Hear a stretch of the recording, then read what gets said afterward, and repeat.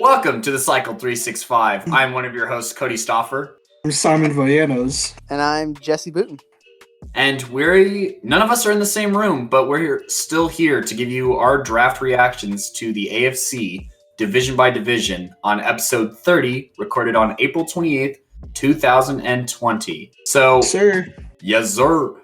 So we're going to start off like we did with the end of year recap of the NFL teams. We're going to start off with the winner of the AFC North, the Baltimore Ravens. And we're going to react to their picks and then let you guys know what our grade is. So, Simon, your team belongs in the AFC North.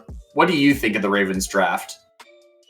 Want me to just go with the notable players first or start off with the grade? I got my grade. Either way you want to do it. Okay. Hey, I love the Ravens draft, honestly.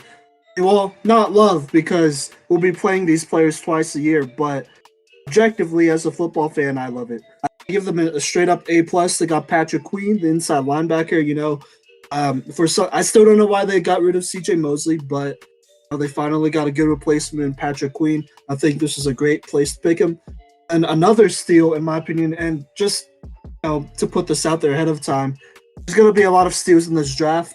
As we watch this draft, we realize this is an extremely talented draft, at every position, honestly.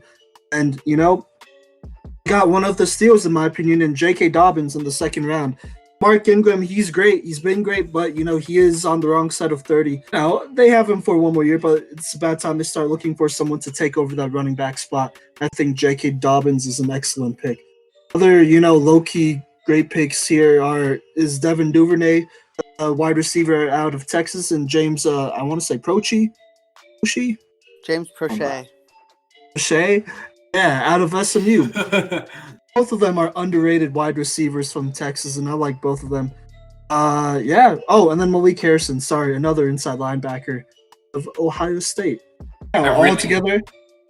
What's up? I was just saying, I really liked that Malik Harrison pick. Yeah. No, I mean, it's good. They run a 3-4 over there. I'm pretty sure they do. So, good to have two inside linebackers to, plug and play in there. If one doesn't work out, you got the other one. If they both work out, then great. But yeah, A+ for me. Yeah, I was going to say, I believe they got Malik Harrison. Was it in the 4th round or was it the 3rd round? I would say this is the 3rd round. Either 92 or 98? 98. Yeah, that's the 3rd round. Yeah. And I mean, that's the end of the 3rd round too. And they got a guy who's going to be able to start at inside linebacker. And, they kind of have the two prototypes of like 3-4 inside linebackers with Malik Harrison and Patrick Queen, who could both fly all over the field. And then Patrick Queen, who can hold his own in pass coverage as well. So I think that, they addressed areas of need and then they got stronger too. Because while J.K. Dobbins is certainly a pick for the future, he's also a pick for the now. Where when Mark Ingram gets tired, carrying the ball 3 times in a row, J.K. Dobbins can run the ball 3 times in a row as well. And I think that that's going to keep the Ravens offense balanced. And, they added another weapon for Lamar to throw to and Devin Duvernay. And, I think that's just a great draft for the Ravens. I think that they're going to win the AFC North even easier than we thought they would following this draft. I give them an A. Yeah, I'm going to agree with Simon. I'm going to give him an A+. I think not only, like Cody said, not only did they address the needs that they had, but they got better just in every facet of the game, I think. I definitely think that they got, again, like we talked about Malik Harrison, I think they got a first-round talent in the 3rd round. Same with J.K. Dobbins. I think J.K. Dobbins is a first-round guy as well. And to get him in the 2nd round, I think if you can get 3 first-round guys outside the 1st round, I think you're doing pretty well. Fair enough. I think that's... Go ahead. Oh, I was just going to say, I was just looking at this over again. That defensive tackle, Justin, I can't say his last name, but out of Texas A&M, that's a low-key steal too. Yeah. Yeah, they definitely... And I think that they also understand how important depth is, because you can see they also drafted 2 offensive linemen. They drafted 2 defensive linemen. So they understand, that injuries happen. And by drafting and getting depth at all these positions and staying young, I think that's going to help the Ravens make the push in the playoffs, where they still have starting caliber or just slightly below starting caliber guys playing for injured people, while other teams are going to have true backups in starting positions. And we see how big of a role that plays come the postseason. Sure, depth is always good. We got any other thoughts on the Ravens? Not other than I think they're gonna definitely win the AFC North, and I think we can look forward to possibly a Baltimore Ravens, Kansas City Chiefs championship game. Potentially. For sure. It's looking that way. So the runners-up of the AFC North were the Pittsburgh Steelers. And Simon, I'm going to let you lead it off again, but I'm just going to put in that I wasn't super impressed by the Steelers draft. Yeah. Look, man. Up? I was just saying, oh no, that's not a good way to start it if you go, Yeah. well. Yeah, man. Here, I'm going to pull my inner Stephen A. Smith because I've been thinking about this take for a long time. I'm not just going to attack the Pittsburgh Steelers. I'm going to attack the fan base because they're straight up. Okay, here. Let me slow that a little bit. The Pittsburgh Steelers fan base be acting like a bunch of simps over this draft class, and I'm sorry if I'm like yelling in the mic. I don't know how that's coming off, but they be thinking this draft class is the best draft class ever. Like, on God, bro. And it's simply not. I'm just going to say it straight up. This probably isn't a fair grade, but I don't care. It's an F. You know? And here, before I go into all that, let me reel it back in. There are only two picks that I actually like. One of them I like way more than the other, obviously. The first one, Chase Claypool. Honestly, I didn't like it, but it was because of who was available there. I wanted to take Jalen Hurts. I recognize that bias. But Chase Claypool is a good receiver. He's a big body guy, you know, with great speed. He's explosive. And I'll be honest, I looked at his highlight reels and his games over and over again trying to find something that I hated. And I couldn't really find anything, honestly. Maybe he's not, you know, as crisp as a route runner as a Jerry Jeudy, but like the dude's like 3 inches taller and 30 pounds heavier. So you can't blame him for that. You know, he's a big-bodied receiver. You know, he's compared to a Martavis Bryant minus the personal issues. No injury history that I know of. And he's a great blocker. He's someone who said he's open to playing tight end. Do I think they should play him at tight end? No, because we got Eric Ebron. But I think this is somebody who could definitely push Juju. I mean, as it is, I really like the Steelers receiving core with Deontay Johnson and James Washington. And if I'm being honest, the Steelers haven't drafted a bad receiver in years. I really can't think of the last bad receiver we drafted. Maybe Marquise Eden. That's like 2013. That was 6 years ago. So I'll trust them there. I'll give them that. Chase Claypool, he's a great pick. The other one I like a lot, Kevin Dotson out of Louisiana, the offensive guard. His teammate Robert Hunt got taken in the second round. And, came from a smaller school, but I think part of why I like this pick is because he's a lifelong Steelers fan. Give him that. You know, he's passionate about the squad, and he's a great player. Also, he feels a need. And I didn't think we reached for him. But that's out of the way. I'm going to roast them because in the third round, they picked up outside linebacker out of Charlotte, Alex Highsmith. And look, man, Steelers fans be acting like this dude's like first-round talent, bruh. He's not. All right, Alex Highsmith. First off, Steelers fans think this guy's a first-round talent, even a second-round talent. If I'm being honest, he's a sixth or seventh. He's an undrafted guy, in my opinion, honestly. And you know what? They're saying that he feels a need, but we already got Bud Dupree. We got TJ Watt. I understand we lost Anthony Chicklow, sure, whatever. But I don't think taking this outside linebacker in the third round was the move. Earl Lewis out of Alabama was there, and I'd rather take a chance on an injury-prone former 5-star outside linebacker than this dude who had maybe 1 or 2 good games against Clemson or Georgia. You know what?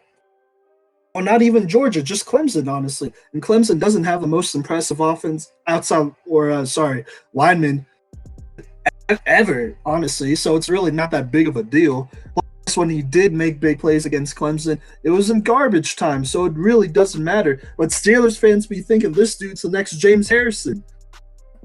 No, he's not. You know, first off, he's too slow. Second off, doesn't have the film. And third off, you know what? Like it's like a one-hit wonder to me. He's really not that good. It was a big reach. We could have gotten this dude in the 6th round guaranteed. Instead, we reached for him. That's a big L. Next guy. Actually, I'll bunch these two guys together because they both went to Maryland. And to be honest, there's never been a good player from Maryland ever. And that's Anthony McFarland Jr., the running back, and Antoine Brooks Jr., the safety. When were they taken? The 4th and 6th round, respectively. Look, man, like I said, ain't no good football players from Maryland. That's a fact. Last Maryland football player we took was Sean Davis in the 2nd round years ago, and that dude was a bust. You can't be telling me that these dudes gonna be any different. Anthony McFarland Jr., this dude had one good game against Ohio State in his whole career. Other than that, he's been hurt. He's been off the field. He's been suspended. All that stuff. So why do they think this dude's good? Because he had a good combine or because he had one good game? Nah, bruh. That doesn't. I can't let that slide. That's an L. That contributes to the F grade. Antoine Brooks Jr. I already talked about Sean Davis. He's Sean Davis 2.0. I don't trust him. That's an L. Then Carlos Davis. He's not gonna make the team. If I'm being honest, there's only one person in this entire draft class that could possibly make the team, or no, will probably make the team, and it's Chase Claypool because he's talented. Kevin Dotson, I want to believe in him, but I think he's a practice squad player. The rest of them, I could see them cut. I don't know why Steelers fans think that these players are better than Jake Fromm or Jalen Hurts or Jacob Eason. Like, they're not. Like, we should have taken J.K. Dobbins probably. Chase Claypool probably would have been there in the 3rd round. Oh, and Zach Bond was there multiple times when you guys had a chance to draft him. I think who's a better fit / need fit than a lot of these guys. You guys also lost Hargreaves this offseason. You guys drafted Carlos Davis to replace him. Well, I wouldn't say Carlos Davis is a replacement because we did get Chris Wormley and we did sign that XFL standout Kayvon Walker. So I'm not as I'm not as mad about Carlos Davis. Well, I still am mad because I feel like we drafted somebody for no reason. Already got 2 guys in the offseason who I feel like will fill that hole. This is a waste of a pick. MO. So yeah, I don't know. And with that Zach Bond, you brought up Zach Bond. Yeah, I agree. And I don't even like the dude. Like, I don't even think he's a good, that great of a prospect, but I would have taken him over Alex Highsmith out of Charlotte. Like, dude, come on, man. It's an F, and I don't care. Steelers fans be acting like this is an A+, and be calling out like, oh, armchair GMs be acting like they know more than the Steelers brass. Like, look, man, y'all are just in denial that this is a terrible draft and that this might set us back a couple years. Like, I don't know why they think that we're gonna contend off of Big Ben's arm alone. This dude has not played 16 games in a while. And so it would have made sense to draft a backup quarterback. I'm going to just be honest. Mason Rudolph isn't the answer. And our system really isn't that hard. And that's another thing. Steelers fans be acting like our system's like the damn Patriots. I'll edit that out. But it's like the damn Patriots like offensive system or the Rams offensive system. Like, nah, bruh. Our system's real simple. It ain't that hard to get down. And if you're saying that Mason Rudolph can't get the system down after one whole year of sitting, and then even another year of playing basically meaningless games that don't matter, I don't know what to tell you, but he's not the answer. If he hasn't shown any improvement, and he looks like another Landry Jones, and I think Steelers fans here are a little bit too delusional. I think some of them might be contracting the Rona. I think they might just be away from sports for too long. We haven't made the playoffs. They haven't seen us realistically play. And they just give this draft class way too much credit. So I give it an F. Chase Claypool is the only one that I actually like, and that's it. There, rant over. Wow.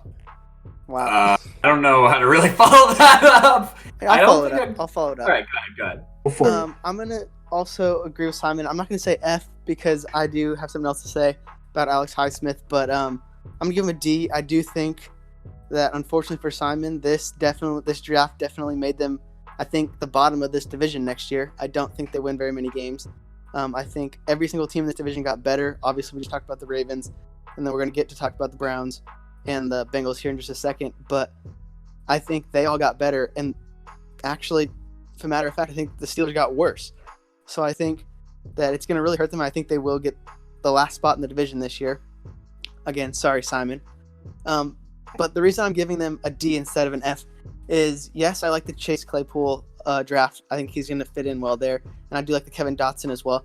But I will disagree with you again with Alex Highsmith. I think, yes, he's a very raw prospect. I know that for sure. But I'll give him a little bit more faith than what you have. I think definitely it was a reach in the third round. But I still think he's probably a fourth-round talent guy. I do know he only had one good year. But he has the build and the frame for what you're looking for in a dominant pass rusher. I know he's a little slower, but he can continue to work on that. And I think I'd give him a few years in the league to see what he can do. He's not the flashiest prospect, but I definitely had him on my draft boards. And I think that he might be able to, given the right amount of time, he might be able to make an impact. Fair enough. I'm gonna follow up, and I'm probably gonna give the Steelers a D, maybe a D minus, because I mean, just looking at the positions that they drafted, I don't think that those are the areas of need that necessarily needed to be addressed, or they weren't the right players to address their needs. I mean, I just don't think that, I know that the Steelers' offensive line is getting older, and, there's a reason that their quarterbacks get banged up all the time, and I think that addressing that by drafting a lineman, like a higher graded one than Kevin Dotson, might have been a good move. One that would have eventually been a replacement, basically, for the older tackles that they have. I also think that cornerback could have been an area to address. I don't remember who got Bryce Hall, but whoever did, it was a steal, because I feel like Bryce Hall is going to be a starting level cornerback, and there are multiple times when the Steelers had a chance to get Bryce Hall, and they just didn't. So I don't have a lot of faith in the Steelers secondary. I think that that's been a position in question basically since, well, always really, but since like Troy Polamalu hasn't been playing there. I mean, they do have Minka Fitzpatrick, but Leon Hall isn't getting any younger, or it's not Leon Hall. Oh, Hayden? Hayden, yeah. Joe Hayden isn't getting any younger. And I think that they should have addressed that, because it was a pretty deep cornerback class. Yeah, no, I agree. I mean, look, if I could redraft this, I wouldn't take Anthony McFarland Jr. I'm pretty sure Shane Lemieux, the guard out of Oregon, was still there. If he wasn't, then, doesn't matter. We still could have took him. I probably would have taken him there, or even Solomon Kinley out of Georgia. He was there as well. Of Antoine Brooks, that's about where Bryce Hall went. And Bryce Hall dropped it because he had this fracture that wasn't really going super fast. So I get that, but I'd still rather have taken Bryce Hall, throw a flyer out on him, than Antoine Brooks Jr. out of Maryland. There's that. Yeah, no, I agree. And let's just be clear here. I don't think the Steelers got worse because the whole team has regressed. We've gotten worse compared to other teams because other teams have gotten better. Because I think the AFC North in general, they really attacked their position needs this offseason and in the draft as well. So the Steelers basically were returning the same squad, have a solid defense. Joe Hayden, we could expect him to take a step back, but even then, that's not the worst thing, honestly. Offense, I want them to take a step forward, but like you said, our line is kind of falling apart, and I felt like we should have got more linemen, honestly. It is what it is, I guess. So you heard it here first. The Cycle 365 basically all agree that the Steelers draft was bad because they either took the wrong players at the wrong time or they just didn't draft the right position. Does that summarize the Pittsburgh Steelers 2020 draft? Yeah, the fan base needs to wake up. Stop acting like a bunch of simps, man. We looking like the biggest idiots on the internet, to be honest, saying that y'all gonna win We're gonna win the division. I can't even say y'all because I'm part of this fan base, but like I'm embarrassed for y'all because y'all be looking like a bunch of clowns. For real though, like of my face with that. I'll get so much hate. I don't care. Let's move on. Up next, we have the Cleveland Browns, and I'm going to give the Cleveland Browns an A. Maybe an A minus. I always like to give a range just so I have some leeway for their draft class. I mean, it was amazing that Jedrick Wills fell to them at pick 10 because I honestly feel that he's the most NFL ready lineman in this draft. And, you know, the Cleveland Browns go from a year ago having an atrocious offensive line with the tackles being part of the problem and Greg Robinson and whoever else to now having Jack Conklin and Jedrick Wills both on the offensive line. And Jedrick Wills can protect the blind side, so he can easily move over to left tackle, and they can have Jack Conklin play right tackle. And just like that, I feel like they shored up their biggest weaknesses of last year. And then they also took away, I guess, the downside of the Jabril Peppers trade by getting Grant Delpit, who I think is way more athletic and way better in coverage than Jabril Peppers is. And, you know, we talked about first-round guys falling to the second round just because of how talented this class is. I definitely think that all of the safeties in this class are a byproduct of that. And, you know, Grant Delpit's a first-round guy that the Cleveland Browns got in the second round. Along with, you know, they addressed some other areas of need. You know, Jordan Elliott, I think that he's going to be a good rotational guy to rotate with Sheldon Richardson, who started to really come into his own at the end of the year to strengthen that defensive line.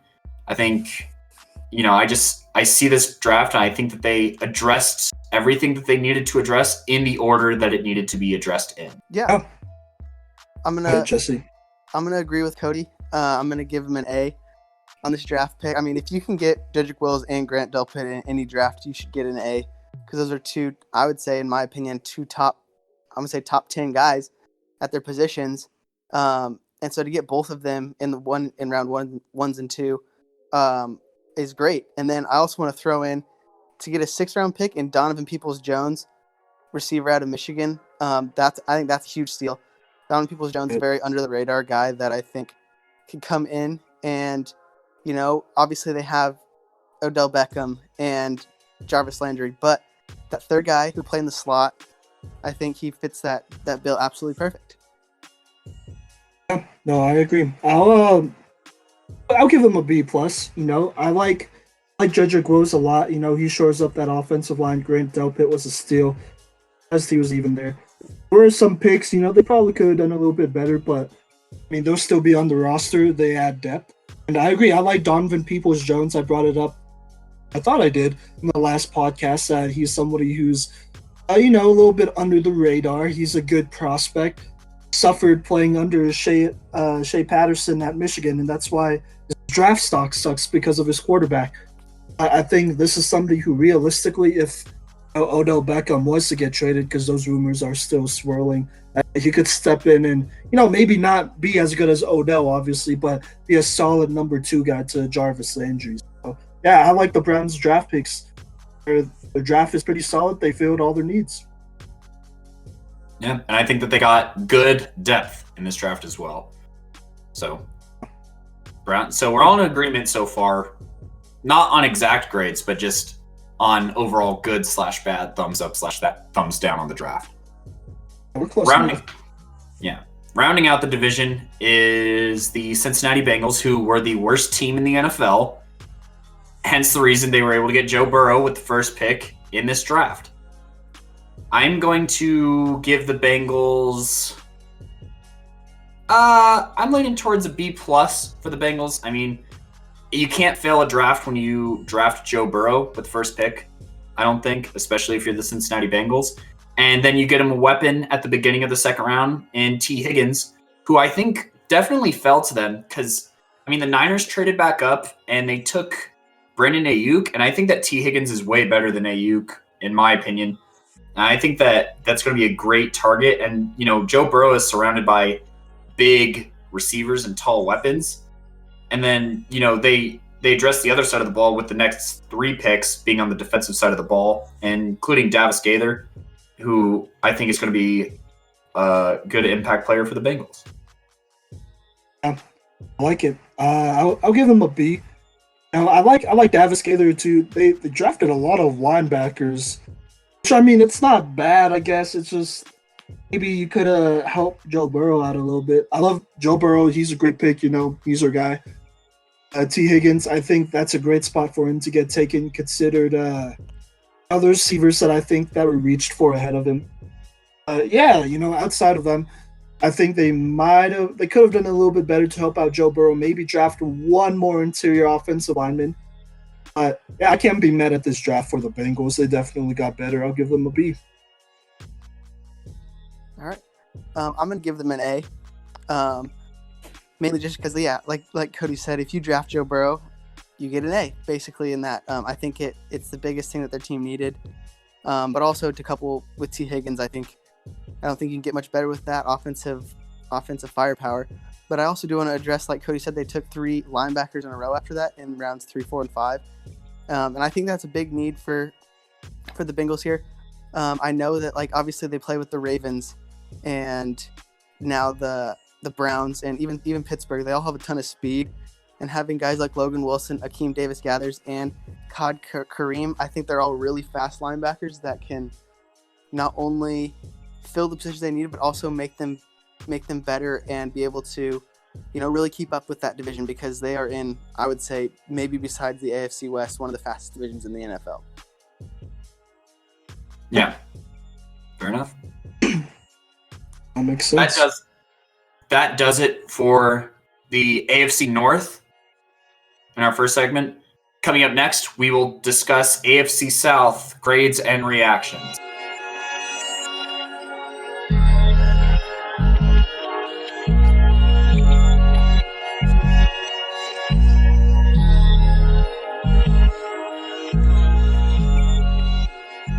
All right, everybody, welcome back to the Cycle 365. This is our post-draft reactions episode, and we are now going to go into the AFC South.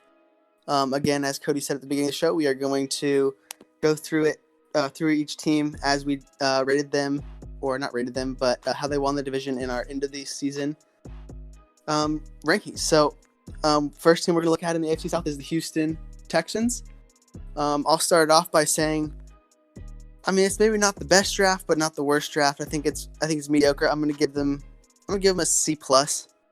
I mean, I think Ross Blacklock, who they got the second round, if you remember, they did trade away their first round pick.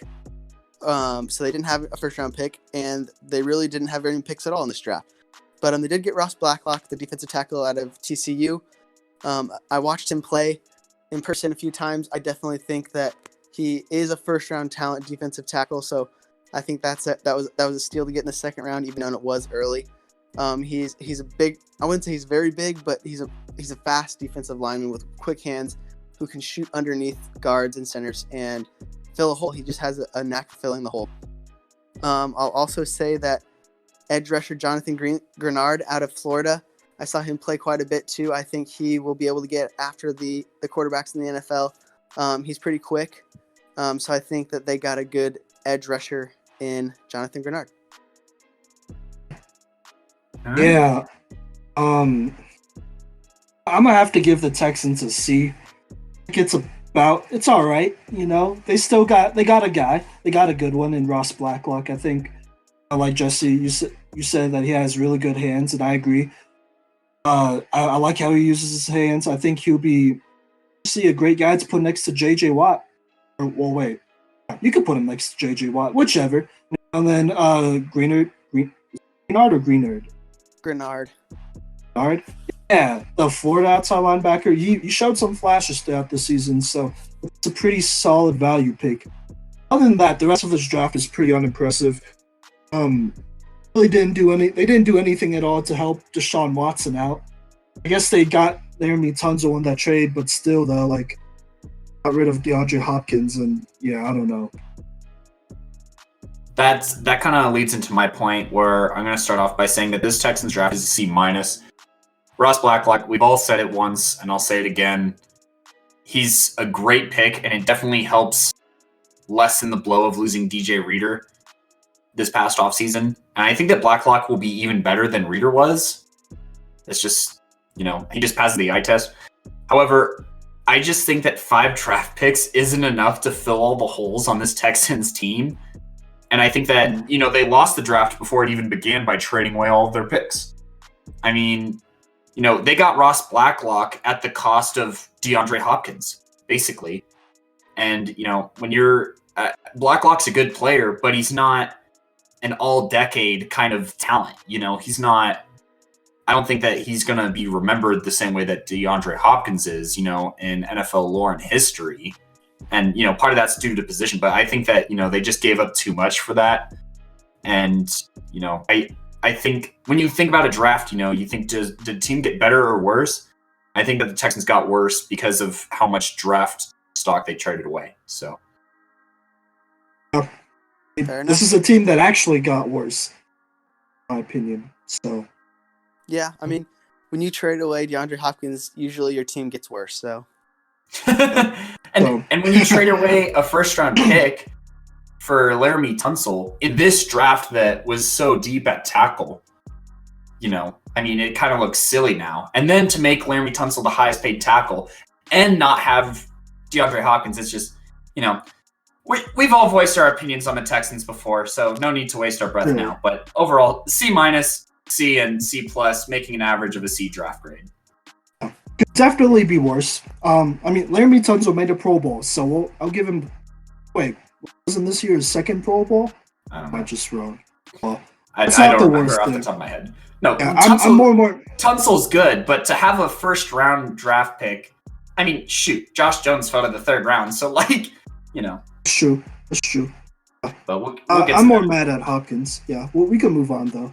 All right, well, that will bring us to our second team then in the AFC South. We have the Tennessee Titans, who did make it to the AFC Championship, although losing to Kansas City, which was a bummer. But they did re-sign Ryan Tannehill, and they still have Derrick Henry, obviously, there. Let's jump into their draft. I'm going to give them, right off the bat here, I think I'm going to give them an A. I think they filled a lot of holes that they needed to. The glaring one here is Kristen Fulton. They haven't re-signed Logan Ryan yet at corner, and to get a guy like Kristen Fulton, I know obviously we've talked about how he struggled a little bit in the playoffs, and especially playing Clemson and a guy like T. Higgins, but I still think that he will improve as a cornerback, and to get Kristen Fulton in the 2nd round, I think obviously we all had him in the 2nd round, but I do think he can be a 1st round talent. So I think that is a steal for them in the 2nd round. But they also got Isaiah Wilson in the 1st round out of Georgia, tackle out of Georgia, and I think that's a big hole to fill, coming from Jack Conklin. I think Isaiah Wilson, he might be a little bit he might have gotten drafted a little higher than we had picked, but I think he could definitely fit the bill for the Titans in that run-heavy offense. And I also want to touch on, I raved about this guy all season. You can ask Cody and Simon. Darrington Evans, running back out of Appalachian State. This guy is, my comparison is Darren Sproles. He looks like Darren Sproles when he runs. He's really fast, small little guy. He knows how to score points, and I think you'll see that in Tennessee with, again, that run-heavy offense. And so to couple Evans with Derrick Henry, I think is a very big steal for the Titans here. I'm going to echo Jesse's opinion of the Titans having an A in this draft. And here's why. When you're a contending team like the Tennessee Titans, who were in the AFC Championship last year, you're going to lose players to free agency. And the Titans didn't miss a beat. All of their draft picks keep them in a good spot to compete for even a Super Bowl this year in the now really competitive, heavy AFC conference. And they filled all of the holes that they lost and maybe even improved in some areas. I think Isaiah Wilson could potentially be an upgrade over Jack Conklin. And, they obviously save a lot of money by drafting guys instead of signing free agents to bigger deals, And I think Christian Fulton is a great pick, and I think that he's going to play even better than he did at LSU because he has Adoree Jackson on the other side, who I'd say is a proven cornerback 1 in the NFL. And then I also think, they drafted Little Murchison, and that's to replace Jarrell Casey. He's way cheaper, I mean, he's not going to do all the same things that Casey did, but he's way cheaper and way younger. So I think that he's going to get good quality snaps, and I think that the more snaps that he gets, he's going to do well. And Cole McDonald, he's a way cheaper replacement to Marcus Mariota, and especially in a system like the Titans where you run the ball a lot and the quarterback just has to complete some throws. McDonald has a big arm. I think that he's going to be a great backup quarterback. And, knowing Ryan Tannehill's injury history, I say that we probably get a look at Cole McDonald this year. And, to get a guy like Cole McDonald as late as they did for a team like the Titans, I think is a great pick. So, I give the Titans an A for addressing their holes and getting younger and cheaper at basically every position that they lost to free agency. Fair enough. Look, I'll have to be honest here. I really didn't get to see a lot of film on Isaiah Wilson, but the one game, and I watched the whole game, that I did see was the SEC championship game. He definitely got dominated by Caleb Von Chasen of LSU. So that's probably why my opinion of him is a little bit lower. Like, don't get me wrong, he's an SEC lineman, and you really can't go wrong with him. But I'll give the Titans a B minus. I'm not too sure how good of a pick Isaiah Wilson right here is. I think he does fill a need, right? You get I wouldn't say an upgrade, but you get somebody who might be as good as a Jack Conklin right now in Isaiah Wilson. But at 29, I think that might have been a little bit too early there. That's really the only knock I have on them. I think Christian Fulton is a steal. I love the Darrington Evans pick.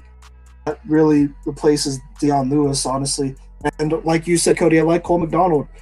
He has a great arm. His mechanics suck, though.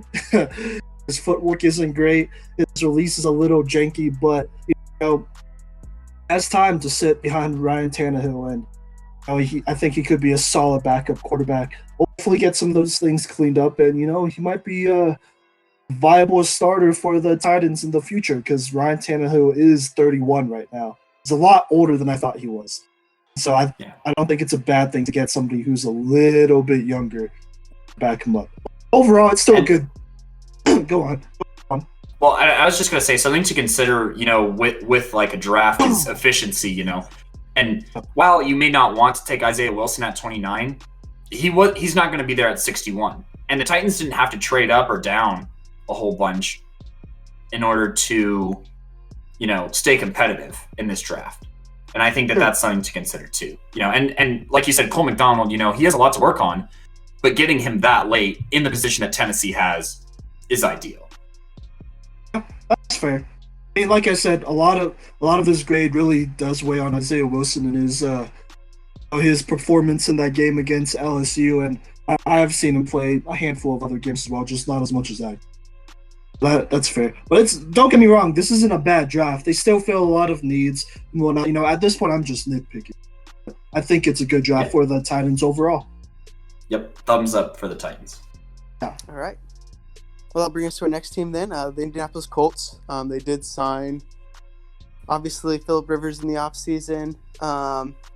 And so, I'm going to go ahead and give it – Cody, you give us your grade first on the Colts.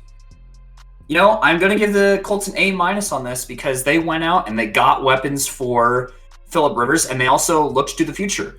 Michael Pittman Jr., I think he's going to be a great – I think he's probably going to end up being the wide receiver 1 for the Colts just with – T.Y. Hilton's age, but I think that it's going to serve T.Y. Hilton and Phillip Rivers great. I think Michael Pittman, he's another guy where in another draft that's not this year, he might have been a first-round guy near the end of the first round, and he's going to pick 34. That's a great pick. And then they got Jonathan Taylor, who, I honestly think is an upgrade over Marlon Mack.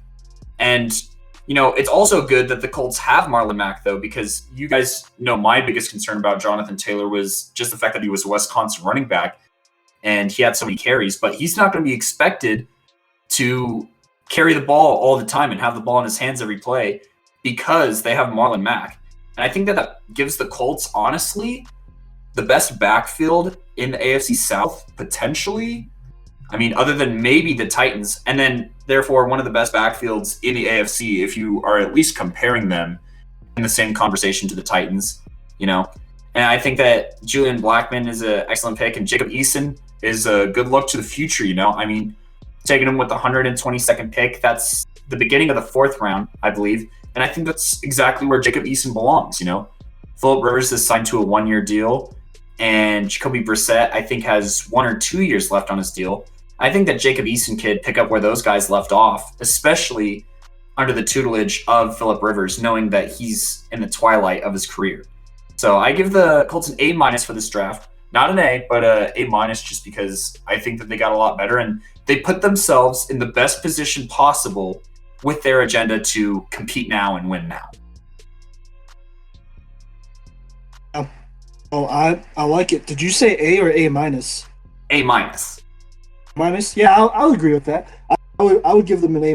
I think, first off, the DeForest Buckner trade, that ended up well. You got a good lineman too, so you could kind of add that to that draft class, for this draft class as well. Yeah. But, I mean, altogether, this is a really good draft class with position there, and they drafted really well, in my opinion, and they did a really good job of, finding value at positions that they needed. I love the Michael Pittman, Michael Pittman pick. I think he could be a stud. He's a big-bodied receiver. He would be a great compliment to T.Y. Hilton and Paris Campbell. Jonathan Taylor, you already hit on it. His worries was really just his durability, but you have Marlon Mack there, and honestly, this is a backfield that could average anything from 180 to 200 yards a game, honestly. Rushing yards, obviously. And I personally love the Jacob Eason pick.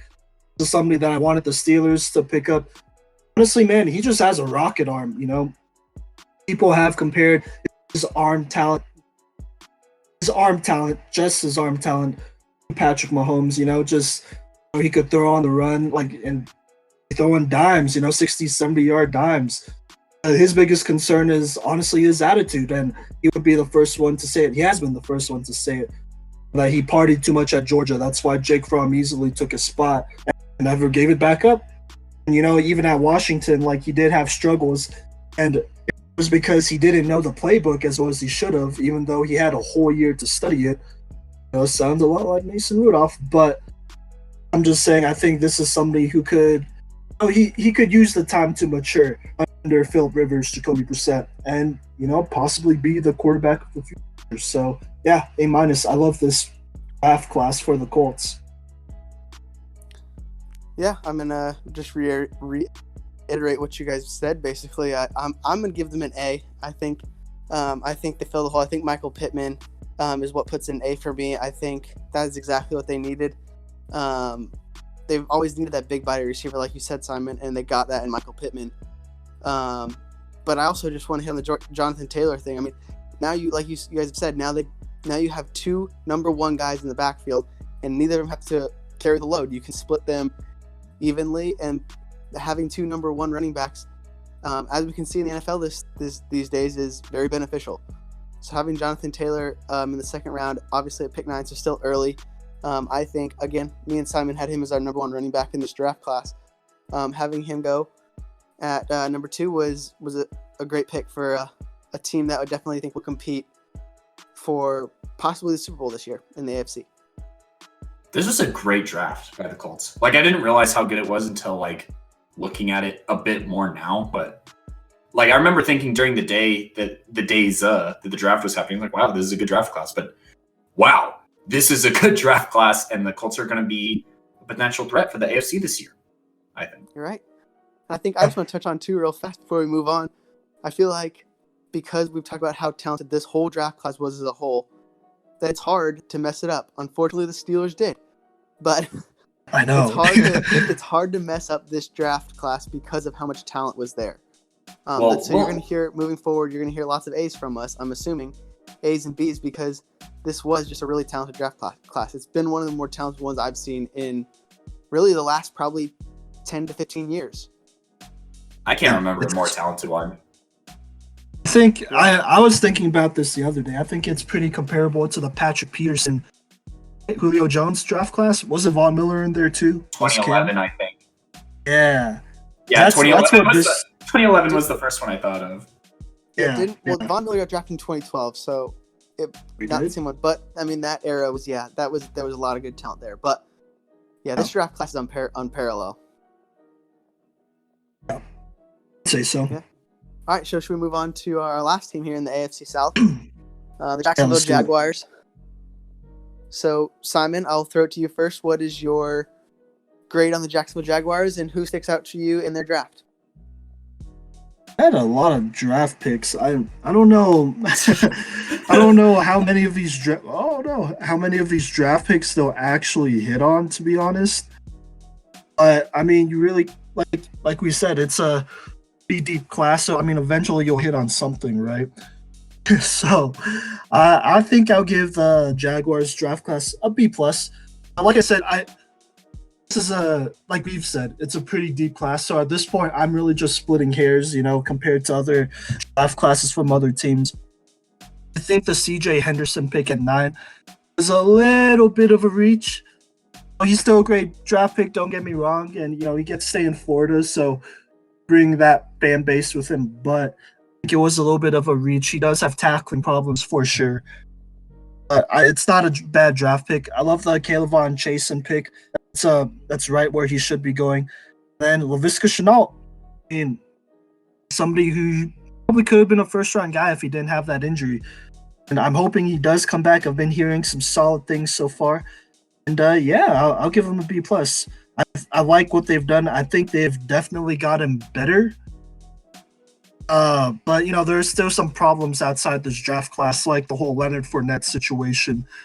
Maybe even the quarterback situation to a degree, honestly. But yeah, I'll give him B plus. Oh, sorry, Colin Johnson at pick 165, Texas, that big-bodied receiver. Don't have a ton of those receivers in Jacksonville, so I think that's a great pickup for them as well.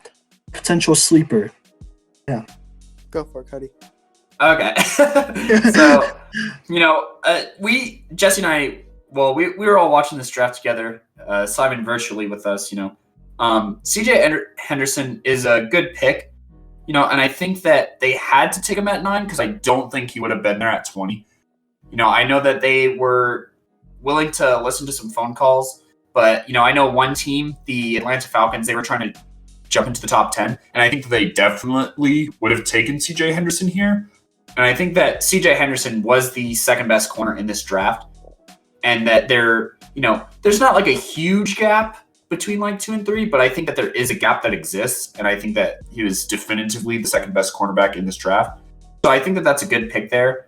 Caleb Vaughn, we talked about him a little bit earlier when he was bullying Isaiah Wilson, but he's a great draft pick. And, I think that he's a multi-tool guy, and drafting a guy like Caleb Von Chasen, it's good because, we talked about Jadeveon Clowney going to the Jaguars, but I think Caleb can do everything that Jadeveon can do, and maybe even more, just because he is able to play in pass coverage. He did match up against slot receivers, not a lot, but, enough to show that he can do it from time to time, and he could definitely play zone defense. So I think that Caleb is a great pick here.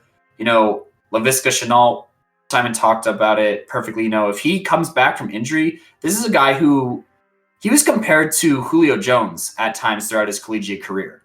And if the Jaguars get a Julio Jones-esque Laviska Shenault, then, he's leagues better than he's automatically the best receiver on the roster if he's healthy, I think, and maybe even a top 10 receiver in the league if he's completely healthy. And, Laviska at full health, I think, could make a push into the, Jerry Jeudy, CeeDee Lamb, Henry Ruggs conversation of like the best receivers in this draft when he's fully healthy. Obviously, the health concerns are the reason that he fell as far as he did, but I think that's a great pick. I think Devon Hamilton is a good pick at defensive line, and the Jaguars made it known that they were basically reshuffling. They got rid of all their old players. They traded away Bouye, they traded away Calais Campbell, they let a bunch of people walk in free agency, and they're just getting new, younger players in. I think that Josiah Scott is going to be a good cornerback 2 or 3, complimentary of CJ Henderson. And I'm not going to say that this Jaguars team is going to be good, but they have pieces, because I think that last year they were pretty empty. And, Simon brought up a great point that Leonard Fournette is still an issue, and I think that they should have drafted a running back. So for that reason of drafting all the talent that they did, but not being in a place to compete this year, I'm going to give them a B- for this draft. All right. Well, I will just flip that minus to a plus. I think I'm going to give the Jaguars a B+ in this draft. Like we said, we've already talked about the top 3 guys. I just want to put in my 2 cents for Laviska Shenault. I mean, I watched him play all of his career at Colorado. And I'm gonna go out and say, if he comes back fully healthy, obviously he's in Jacksonville, which hurts him. But if he's on another team like Atlanta, I do think Laviska Shenault, if he's healthy, makes an MVP push in the NFL. We saw Julio Jones win an MVP. Wait, no, he did not. It was Matt Ryan. No. My apologies. Offensive Rookie, or sorry, Yeah. Offensive Player of the Year. Yeah, Offensive Player of the Year. And I think that, yeah, if Laviska Shenault is healthy, I think he can make a push for the Offensive Player of the Year. He was compared to Julio Jones throughout his college career. They even said, look out for this guy because he's a little bit bigger and a little bit faster. So if you get a guy like Julio Jones, but a little bit bigger and a little bit faster, if he's 100%, I think it's the steal of the draft for sure. To get him in the second round, I think if he comes out healthy, like we said, he will be a great number 1 receiver, and he'll be in Jacksonville for a long time if they can figure out the quarterback situation. But I also want to Cody just touched on Josiah Scott for a little bit. The reason he fell to the 4th round was he's a little bit undersized. If he was a little bit bigger, I think he would be going around the second round. Second round grade. I think he's a very talented player. He does come from a family where they had 4, including him, 4 collegiate defensive backs. So it's definitely a talented family. So he has the genes there. I know Simon touched a little bit on Colin Johnson. Obviously, I think he's going to be an impact player at his position. I think wide receiver. I think to get him in the 5th round is a big steal. He was a dude for Texas, so given the shot, I think he can really thrive in the Jacksonville offense.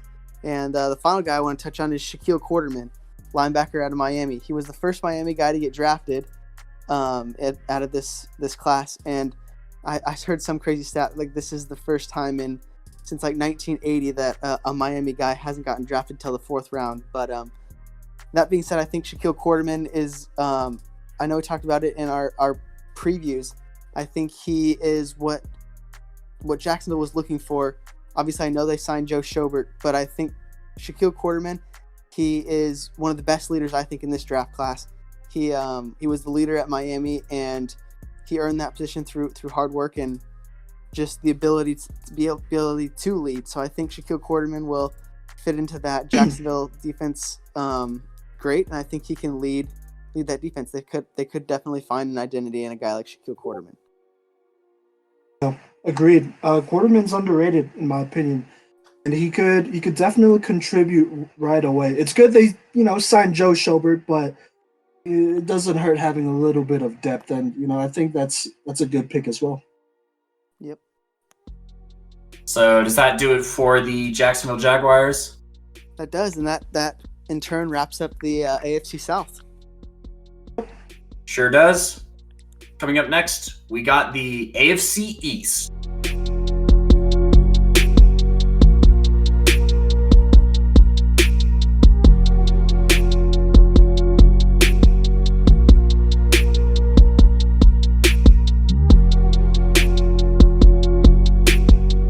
All right, y'all. Welcome back to the Cycle 365. This is episode 30. Being recorded on April 28th, the week after the NFL draft day, and we got the AFC East. So, starting off with the Patriots, won the division last year, lost a lot of people. Man, I'm gonna be real. I don't like the Patriots draft class. I'm gonna have to give them an F. I've heard some things about Kyle Duggar and Josh Uche, I guess. I like Anfernee Jennings. I think I'm gonna have to give them an F. I think this is a little bit more well-deserved than the Steelers draft grade, if I'm being honest. And it's just because, I don't know if Kyle Duggar was the best pick. No, I know for a fact that he wasn't the best pick at 37. You got guys like a Jonathan Taylor out there, or, Christian Fulton or Grant Delpit. I feel like that's just not the greatest look. Maybe they could have, this is probably the point where they could have taken Jalen Hurts. They didn't take a quarterback this entire draft, which is another concern. And yeah, I don't know. I really only like Anthony Jennings, honestly. He could be a Dante Hightower type. Yeah, I'll have to give them an F.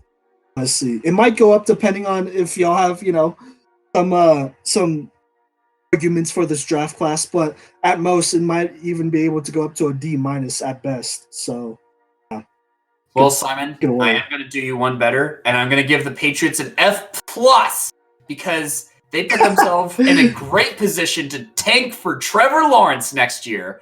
If they don't get Trevor Lawrence, then this is a Z minus because this is going to be like the worst draft I've ever seen by any team, maybe ever. Like you said, Anthony Jennings is the only player here that's even worth saying their name. I mean, gosh, the Patriots in back-to-back picks, 10 picks away, took a tight end twice, and I don't even think that I don't see these guys. No. I don't see these guys being on the Patriots roster even maybe next year. I mean, like, oh my gosh. And like you said, Kyle Duggar when Grant Delpit is still on the board. And oh my gosh, this is one of the worst drafts I've ever seen in my entire life.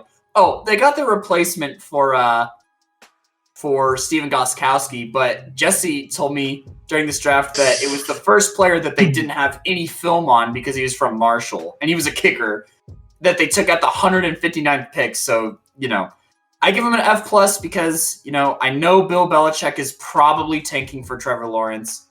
And if the Patriots get Trevor Lawrence next year, then they're probably going to win like 50 Super Bowls. And I am going to be found in my bathroom hanging from my ceiling. Oh my! I don't know if we could. Trevor Lawrence, yeah. I will be found in my bathroom in a very bad state. There we go. I would probably still get a Trevor Lawrence Patriots jersey. I'm a fan. But yeah, that Bills dog really put this draft on auto draft, huh? Oh, what do you got, Jesse? Auto draft wouldn't even be this bad. But yeah, go ahead, Jesse. Well, I was gonna say I did see a report that said that the Patriots not drafting a quarterback was by design, which leads me to believe that yes, I think they are tanking for Trevor, which is bad news for everybody. But this year, talking about this year's draft, I would agree. I'm gonna say F plus as well. Nice. I think Anthony Jennings is, like we said, the only one that's really worth mentioning.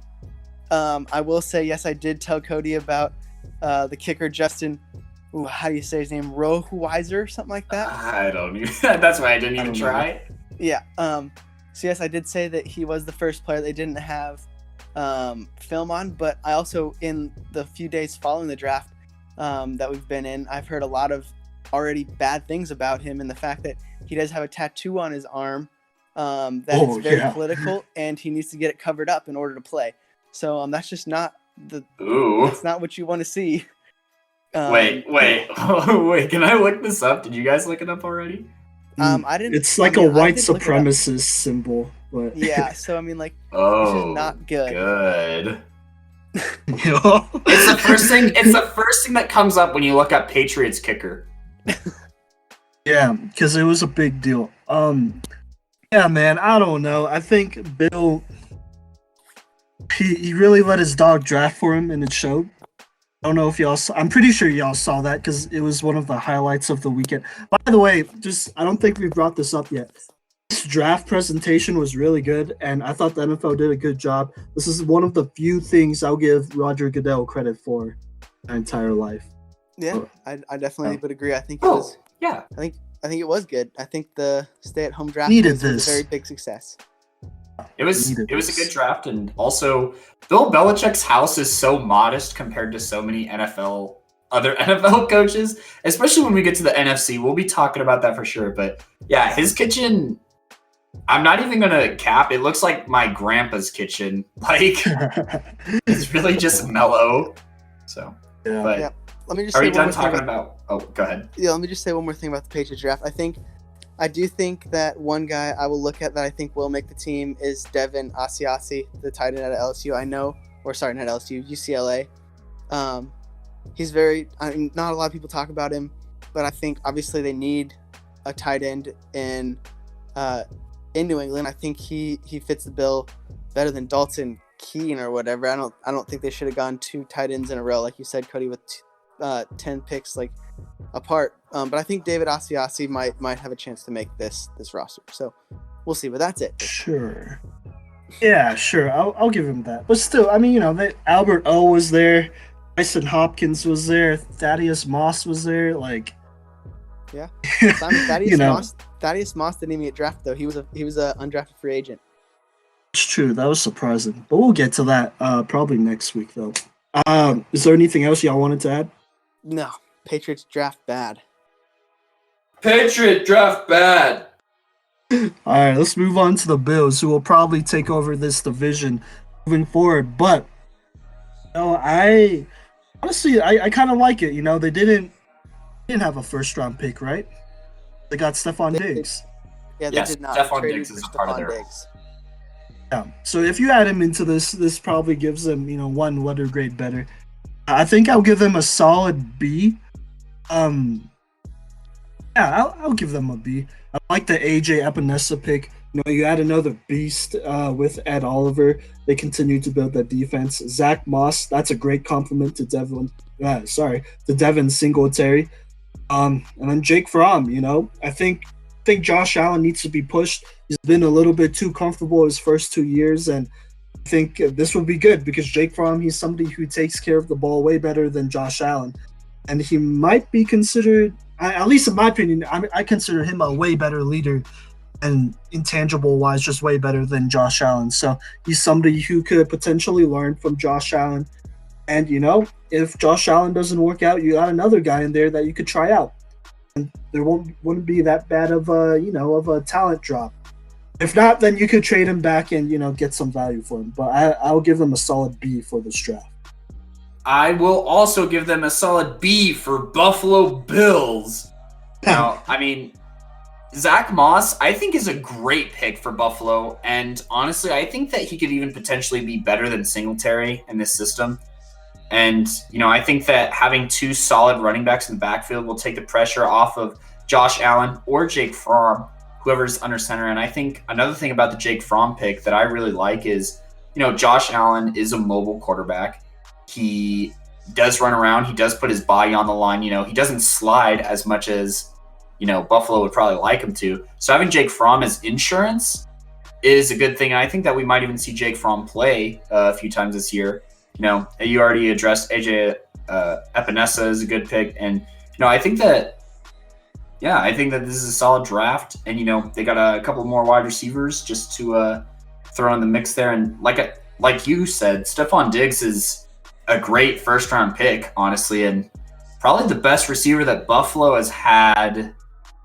I mean, he's better than Sammy Watkins was, even at the peak of his powers. So I can't remember a Buffalo wide receiver as good as Stephon Diggs. Yeah, and going off that, I'm gonna actually go ahead and give this draft class an A for Buffalo. I think. Oh, Jesse, you're such an easy grader. But I wish Buffalo. I wish Jesse was my professors, dude. Yeah, he's a grader. But I think what comes down to the fact that obviously I know we can't throw Stephon Diggs into this, but for not having a first round pick, and I look at like their second, third, fourth, fifth, just this draft thing, like they did get first round talent guys later in the draft. I mean, I think AJ Epinesa is a first round talent guy. Obviously, he has some growing to do and a little bit of developing to go through, but I still think he's a first round guy, and to get him at pick 54 in the second round, late in the second round, I think is huge. Also, I know we touched on Zach Moss. I think he'll be the starting running back there in the near future. I want to say he'll probably start over Devin Singletary this year, just because I think he fits that bill more. I also love the Jake Fromm draft. I think he's a great insurance backup to stick in there. And then I want to say Gabriel Davis and Isaiah Hodges. Those are two guys I'm looking at, two receivers, one in the fourth, one in the sixth. I think that throwing those two guys into that receiver room is huge. I think Isaiah Hodges is I think he's a fourth round talent guy that they got in the sixth, just out of Oregon State. That's why he fell so far. But I think that he can be a guy that can make a difference on this team. That's fair. I'd see it. So yeah, A. Is there anything else? I think that's it for the Yeah. Bills. They didn't do anything to hurt them. They're on track to lead this division in the near future. All They right, are. so moving on. We have the New York Jets. And, I'll go ahead and give them an A right here. They drafted way better than I thought they would. And they have, I should say, in the past. Let's start with their first round pick, Mekhi Becton. I think this was kind of expected here. You got to protect Sam Darnold. This is a good pick as far as I'm concerned. And yeah, I mean, I'm sure there are other guys there, but I think at this point you gotta work towards progressing Sam Darnold. And I'll give Sam this. He has shown some flashes this last season, and now it's just more of a let's get consistent, let's stay healthy, that type of thing. And I think Mekhi Becton's a great step towards that for Sam Darnold. And they picked up Denzel Mims the second round. This is somebody who I felt should have went in front of Jalen Reagor potentially, but it is what it is. He fell to them. This guy is somebody who will replace Robbie Anderson. He could be potentially better than Robbie Anderson. And I'll just go over these next couple picks. Ashton Davis, shore up that defense. That's a great pickup. Michael P. Ryan, you had a running back there that could potentially push Le'Veon Bell. You never know. You add in James Morgan, who was somebody that I know the Patriots were looking at. Now, multiple other teams are looking at somebody who could be a sleeper type of quarterback. And, he's somebody who, if Sam Darnold doesn't do his job, he's right there. And lastly, Bryce Hall. We've talked about him. I was surprised he fell this far to the fifth round. I knew he had that injury, but I didn't think it'd be that big of a deal. Maybe it's because of this whole pandemic. They can't send their doctors out there and really confirm if he's all right or not. But I think this is a great pickup for the Patriots, getting a first-round talent if he comes back healthy. Jets, not Patriots. A for the Jets. Yeah. I'm gonna agree with you, Simon. I think this is an A draft. Me and Cody talked about it multiple times after the draft that Bryce Hall falling to the fifth round is absolutely absurd. I think he is first round talent for sure if he's healthy. There were multiple times throughout the college season at the very beginning where he was supposed to be the number one cornerback taken. So I think to get him in the fifth round is a ridiculous steal. And then I think Ashton Davis, we talked about him for a second. I think him next to Jamal Adams is going to be great for that defensive secondary. Ashton Davis he's a track guy, so he's very fast, and I think that was a great pick for them. Obviously, we talked about Denzel Mims, and then Mekhi Becton. Mekhi Becton was my number one offensive lineman in this year's draft, so to get him at pick 11, I think is great. Yeah, I'm gonna also give the Jets an A. I thought about giving them an A minus because I don't know. I don't know if James Morgan was the best pick. Jake Fromm was still there when they took James Morgan, but I'm gonna say that every other draft pick, James Morgan was the only thing stopping the Jets from having an A+ draft, in my opinion. Mekhi Becton, great pick, probably the best offensive lineman that the Jets have had in a very long time, maybe since DeBrickashaw Ferguson. He's pretty raw, but I think that he'll round into a solid long-time Jets offensive tackle. And, it gives Sam Darnold some protection. Denzel Mims was an absolute I'm going to call him a steal at pick 59 just because of some of the guys that were taken in front of him. I think that Denzel Mims should have went a lot sooner in the draft.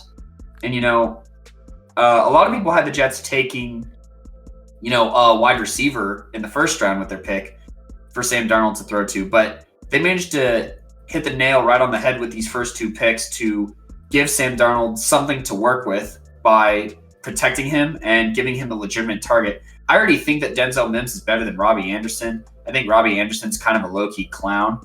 So, I think, and Denzel Mims isn't going to do anything stupid and getting off the field trouble, I don't think. I think he's a good guy. Ashton Davis, I was really, really high on Ashton Davis coming into this draft just because of how athletic he is. And I think that, you pair Bryce Hall, who we've all talked about as a huge steal here at pick 158. Ashton Davis is, he's kind of a cowboy, and he's like the opposite of a gunslinger, I guess, like on the defensive side of the ball, where he's kind of a wild card. He's super fast. He relies on his athleticism a lot. And I think that that's going to work just because of how skilled Jamal Adams and Bryce Hall are. That Ashton Davis's play style is going to work. He's also a guy who can blitz, and they can use him on special teams. I think that he might be the Pro Bowl selection for special teams. I know that that's not usually a big deal, but the Jets will take any Pro Bowlers that they can get. And I also think that LaMichael Perine is a great pick here. He kind of comes from Florida, pretty sure, and I think his combine was pretty all right. And considering that Le'Veon Bell is still kind of a question mark, I think that Perine can. He's a guy who could probably carry the ball 20 times a game for this Jets offense. And I don't know if you guys knew this, but Brandon Mann is from Texas A&M that has the moniker of Punter U. So I think that that's a great pick for punter. We don't talk about punters a lot in the NFL, but they do help out your defense, especially, and in turn your offense with good field position. And the Jets punt a lot. So, I think that's a great pick that should help out the rest of their team. And, I give them an A. This is a good draft. However, they're still going to go 6-10 because Adam Gase is their head coach. So I will say, Yeah. LaMichael Perine is the cousin of Samaje Perine, so there's some ties there. His pick was a little bit better, though. Yep. Is that it? yeah, that's all I had to say about the Jets. They're still going to be bad. Good draft, still going to be bad. Yeah. I'll give them that. All right, so next up we have the Miami Dolphins at number 5 in this draft, and they got their guy. Let me backtrack a little bit. I give them a straight up A+. I think, in my opinion, they honestly had probably the best draft class arguably one of the best draft classes out of all of them in the NFL. And it all starts with their number 5 pick in Tua Tagovailoa. Knew all that stuff was smokescreen mirrors, like saying, "Oh, we might take Justin Herbert or might trade down or up or whatever." But I think they get a great one in Tua. He's somebody who honestly be their best quarterback since Dan Marino, honestly. And I still really want a Tua Tagovailoa Dolphins jersey. I think that would be lit. But moving forward, we got some help on the offensive line in Austin Jackson and Robert Hunt, both guys who the Miami Dolphins invested early round picks in. I like both of these pickups because you gotta help Tua out. He's coming off of an injury. Even if he doesn't play right away, you still gotta fix that O-line, and I think the Dolphins did enough, honestly, in this draft to fix it. They also picked up Solomon Kinley in the 4th round, I want to say, out of Georgia. An offensive guard, he's a steal. I was surprised he was still there. He should be able to help Tua out as well. And then, oh man, there's just so many good players here on the defensive side. They stacked up. I'll go in reverse order. Curtis Weaver, I was surprised he was there in the later rounds. Great. He definitely had him mocked. Yeah, we had him mocked earlier on. I think he's a possibly day 1 starter. Yeah, that's a great pickup. Brandon Jones, the safety out of Texas, he was solid for us. He was one of our younger guys who really stepped it up, and I think the Dolphins are getting a good one to replace Rashad Jones, I think. And then Raekwon Davis at 56, that's a great pickup. You get a beast in the middle of that whole defensive line for the Dolphins. And then even at 30, some people weren't as sure about this, but honestly, it really doesn't matter as much because they already have 2 good corners in Xavier Howard and Byron Jones. But Noah Benani, oh my God, I almost had it. Benani? I'm not going to get it. The corner out of Auburn. The corner out of Auburn. Good try. I'll give you a C+ for effort. Well, it's fine. He's a good pickup. It's not the worst. A borderline 2nd or 3rd round guy, anyways, and this was at the end of the 1st, so it's not the worst reach. But they still get a talented raw corner who could learn under Xavier Howard and Byron Jones, in my opinion. So A+. In addition, lastly, they did draft our boss Malcolm Perry at wide receiver. Last draft pick that they had. Respect. I'm going to give my first A+ of my draft grades to the Miami Dolphins. You know, it's one thing to have a draft board and follow it. It's another thing to have a draft mission and stick to it as well as the Miami Dolphins did. They drafted Tua with pick number 5, and then they made it abundantly clear that protecting Tua is the most important thing to the Miami Dolphins franchise and its future. And they did that by drafting Austin Jackson, Robert Hunt, Solomon Kinley way later than he probably should have gone, if I'm being completely honest. And I think that these 3 guys can all start for the Dolphins. I don't know necessarily about day 1, but I think that these 3 will be linemen protecting Tua Tagovailoa for a long time.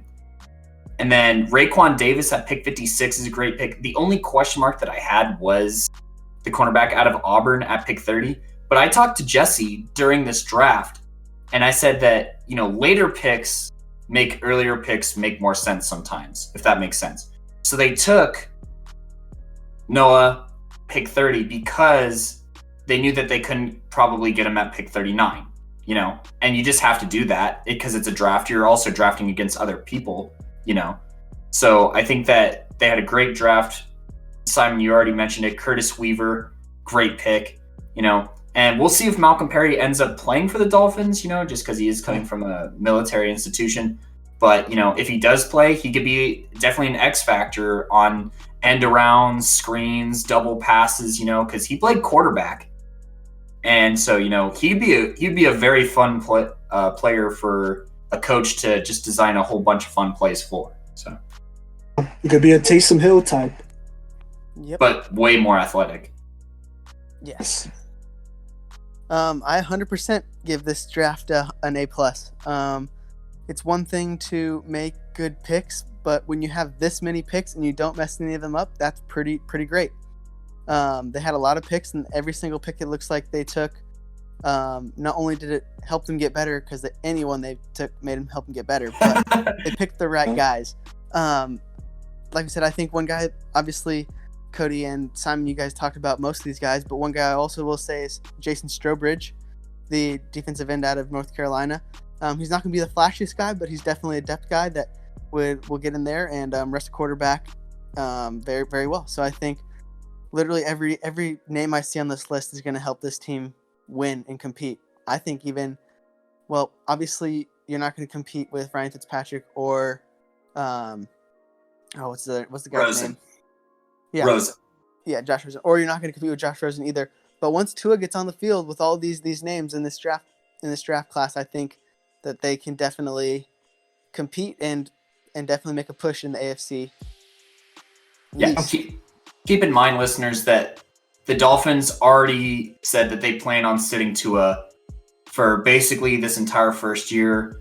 Make sure he's healthy, make sure he's right, and just give him time to learn the system and the playbook.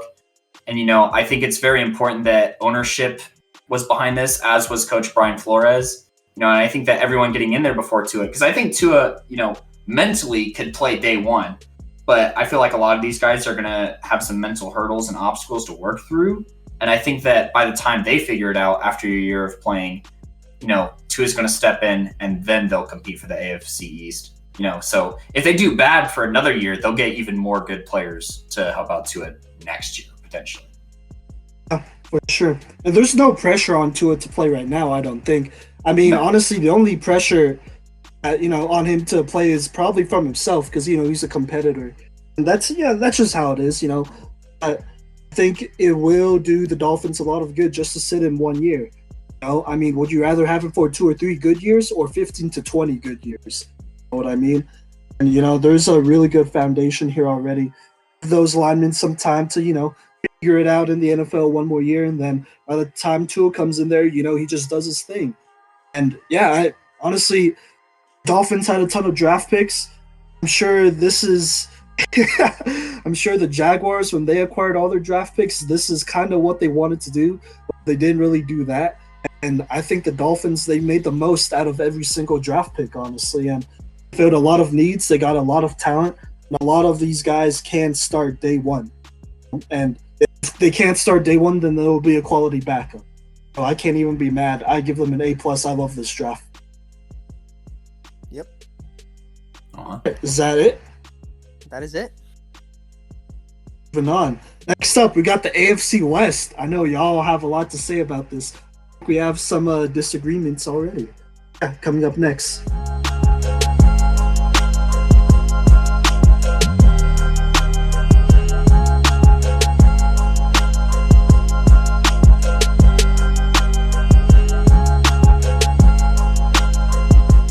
All right, everybody, welcome back to the Cycle 365, episode 30, our draft recap. So, with the final segment here of this week's episode, we're going to talk about the AFC West draft classes. I know Cody is itching to get into the Broncos draft, so let's get into it. So, the first team is the Kansas City Chiefs, Super Bowl champions. Boo! But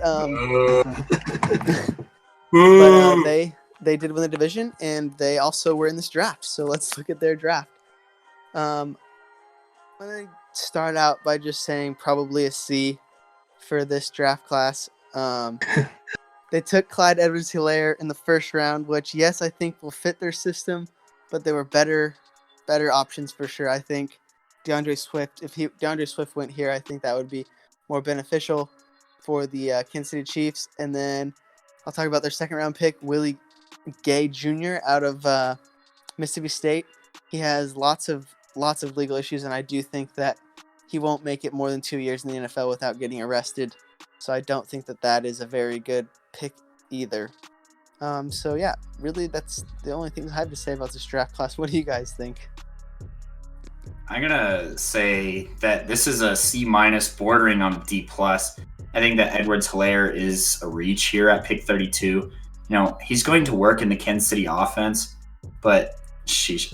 These first two picks, I feel like the Chiefs just stumbled out of the gate, and then they just continued. I think that, honestly, L'Jarius Sneed might be their best pick this draft, as far as where they're drafted and how much they can contribute to this team. So I also don't think that Lucas, I'm not going to try and say his last name and mispronounce it, but I don't think that he's going to play for the Chiefs in the next few years. I just don't think he's that good of a tackle. And yeah, I'm not overly impressed by this Chiefs draft. All right. I'll give them a C+. I know y'all are a little biased because y'all are Broncos fans, but I'll talk about the upside of the first two picks because I think those are their best picks in my opinion. And Edwards-Helaire, he's someone I've always been high on, and sure, you could have went with the DeAndre Swift, Jonathan Taylor. I think this is someone who will be a seamless fit. Honestly, this is just my straight up opinion. What the LSU Tigers were doing with Hilaire is pretty close to what Patrick Mahomes was doing with the Kansas City Chiefs and what was going on over there. And I think him and Damian Williams, they'll be a big threat. This is just my honest opinion. I think Clyde Edwards-Helaire could be a ton better than what Kareem Hunt was for them. I think he's just a tougher runner in my opinion. I don't know about better hands. He still has pretty good hands, but he is a little bit shorter, so there's that. I think this is somebody who really fits their system, and honestly, if the talent's not there, I think this is probably one of the best just fits, scheme fits out of a lot of the players taken this NFL draft. I can't think of many other players that were drafted into a much better scheme fit than Clyde Edwards-Helaire. So I'm really high on him. I think he's great. Willie Gay Jr., he has a ton of talent, and he showed it. He definitely gives off Vontaze Burfict vibes. So however long he lasts in the NFL will completely depend on his attitude. So this is either a home run or you strike out right here for them. The rest of them, they're pretty forgettable. Just depth guys. I guess they probably could have snagged a Bryce Hall. That would have been cool, but I didn't really expect the Chiefs to have a super great draft. They didn't have a ton of draft picks, or a ton of high draft picks at that, because they did win the Super Bowl. But Go ahead. I was just gonna say, with the guys that got, Clyde Edwards-Helaire is a hit, then I think they could get away with it. So that's why I'm giving them a C+. If Willie Gay Jr. pans out, then maybe there's potential for that grade to go up, but the rest of these guys are definitely depth guys for sure. And another thing to consider is that the Chiefs did retain over half of their starters. So I think that they're just trying to win with the exact same team that they have. So, with that in mind, they definitely can win a Super Bowl with the same team they have. But, I mean, there's just so many question marks with all of these picks, honestly. So that's my C-. All right. And hey, I believe in Clyde Edwards-Helaire. I really did want them to take a corner, though. They definitely should have taken I think they took a nail there. I think that they're going to move Snead to cornerback, honestly, just because he's really fast and athletic. Yeah, I mean, I don't know. They'll still probably go to the Super Bowl, though. Boys, let's move on. Yeah, we will see. But that brings us to our next team, the Denver Broncos. Cody, I'm just going to give you the floor. Go for it. Okay. Sitting through this draft, other than the first pick, was so hard as a Broncos fan because I feel like John Elway just ignores the same things that we've needed every year. And okay, so these guys that the Broncos drafted, other than Ojemudia or whatever the heck from Iowa, who, gosh, none of his... Okay, here we go. Let's start with the positives for the Broncos. Jerry Jeudy, great pick. I would have preferred CeeDee Lamb, but Jerry Jeudy is still going to produce in this Broncos offense. I think that he's going to be a 1,000-yard receiver his first year in the NFL. And then in the next round, we took another wide receiver. Now, KJ Hamler is one of the fastest people in this draft, one of the faster players in this draft, but we didn't take Trevon Diggs, and I think that we need a cornerback. I mean, the Broncos rotate cornerbacks a lot in their system, and I think that Trevon Diggs is a potential cornerback one for the future of this franchise that we let the Cowboys get. And we took KJ Hamler, who, I mean, he's fast, but speed doesn't last a super long time in the NFL. And I think that this is a very nearsighted pick. I think that it's not I just think that it's very nearsighted, and I don't think that that's what the Broncos needed to do. And then taking this cornerback from Iowa, all of his interceptions were thrown right to him. He didn't do anything special on film, and he was third team All Big Ten. Compared to how many other cornerbacks are still there at 77, this was a terrible pick, and I think easily the worst pick that the Broncos made the entire draft. They redeemed themselves just a little bit with Floyd Cushenberry III. I think that we could have waited a little bit to take him, or I even think that Baidaz out of Wisconsin was a better center, if I'm being completely honest, just because I don't think that he was surrounded by as many good linemen as Cushenberry was on the interior of that LSU line. And, we took Big Al, which is cool, but how are we going to go an empty backfield? Okay, let me just do some math here. Okay, so we have Noah Fant, who's already our starting tight end, and then we draft Big Al. If we have both of them on the field, are we going to have two receivers and then a running back? There's just not enough room on the field for all of the players that we already A, have on the roster, and B, drafted in this draft class. And there were so many better players that we could have taken. We had multiple chances to take Malik Harrison, who would be a huge upgrade over Todd Davis.